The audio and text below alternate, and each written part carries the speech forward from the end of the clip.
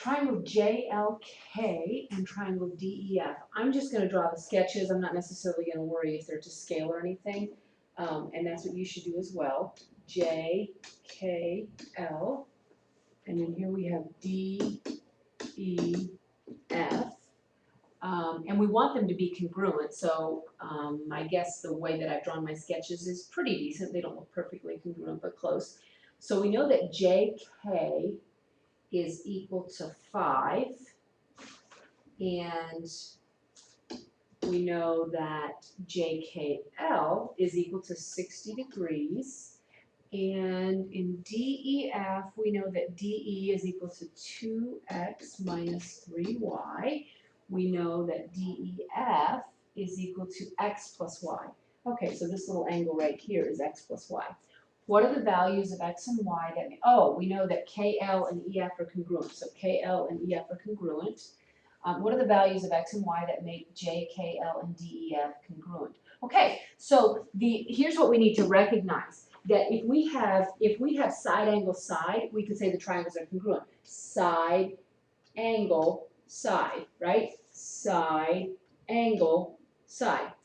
So let's just write our statements to show that we want the sides and the angles to be congruent. We want 2x minus 3y to equal 5. We also want x plus y to equal 60. Do you see that we have a system of equations? We have two equations and two variables. We have an x and a y. Now, so far you've used I think you've used substitution mostly, but I'm going to use elimination because it's just easier on this particular problem. I'm allowed to multiply both sides of an equation by whatever I want. I am choosing to multiply this whole equation by -2. All right? So when that happens, that means I'm going to get, for this equation right here, I'm going to get -2x minus 2y equals -120. Chosen that very strategically, and I think you're going to see why. Because when I bring this equation down here, I've got 2x minus 3y is equal to 5. Now this process is called elimination, and you'll see why. Because when I add these equations together, all the like terms of these equations together, the x has been eliminated. Okay, this becomes 0 right here. This is -5y, and this is -115. Very convenient because now I only have one variable and I can solve for y.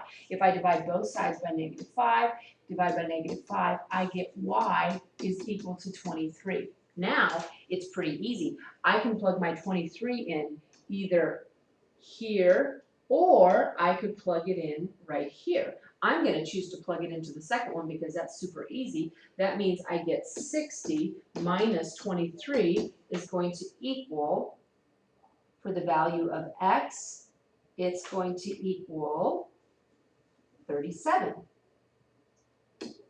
So x equals 37 and y equals 23. All right, and I just used elimination and figured it out. I hope that makes sense.